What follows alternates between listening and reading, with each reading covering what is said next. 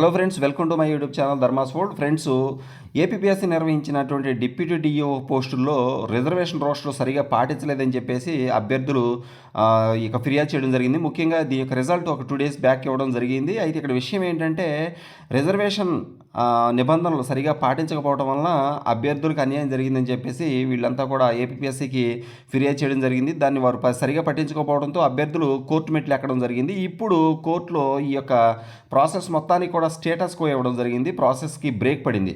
ఇక్కడ మీరు గమనించండి, డిప్యూటీ డిఈఓ పోస్టులు ఏవైతే ఉన్నావో ఈ పోస్టుల విషయంలో మహిళా రిజర్వేషన్లో జీవో 77ను సక్రమంగా అమలు చేయాలని చెప్పేసి పేర్కొంటూ చాలామంది విద్యార్థులు ఏపీపీఎస్సీకి ఫిర్యాదు చేయడం జరిగింది. ఏపీపీఎస్సీ 38 పోస్టులకు సంబంధించి ఎంపిక జాబితాను కూడా ఇచ్చింది. ఇందులో మహిళా రిజర్వేషన్ కింద 16 పోస్టులు ఇవ్వడం జరిగింది.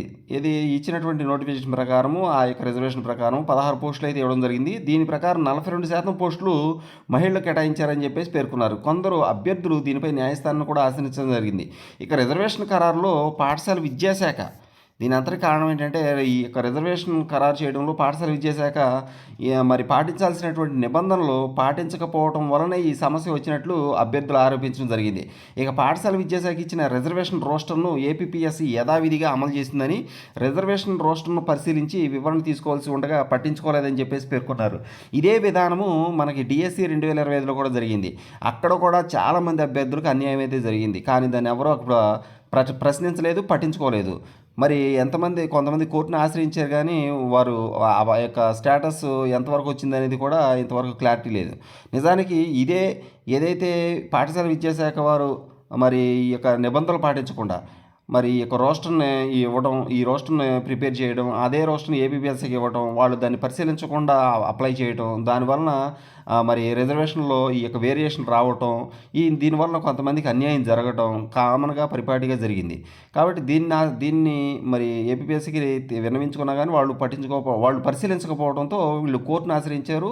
అక్కడ జరిగిన విషయం ఏంటంటే ఇప్పుడు దాని మీద స్టేటస్ కో అనేది తీసుకురావడం జరిగింది, కోర్టు ఇవ్వడం జరిగింది. దానివల్ల ఈ యొక్క తాత్కాలికంగా ఈ ప్రాసెస్కి బ్రేక్ పడినట్లుగా తెలుస్తూ ఉంది. దానికి సంబంధించిన వివరాలు తర్వాత చూద్దాం మనం. ఓకే, ఇదే విధానము ఈ యొక్క రిజర్వేషన్లో జరిగినటువంటి ఈ తప్పిదాలు డిఎస్సి 25లో కూడా దారుణంగా జరిగాయి.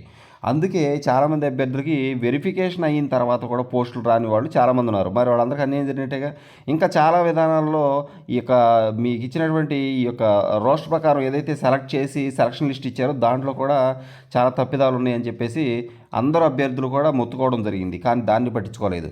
Okay, thank you so much for watching me. Please share this video and subscribe my channel. Thank you so much.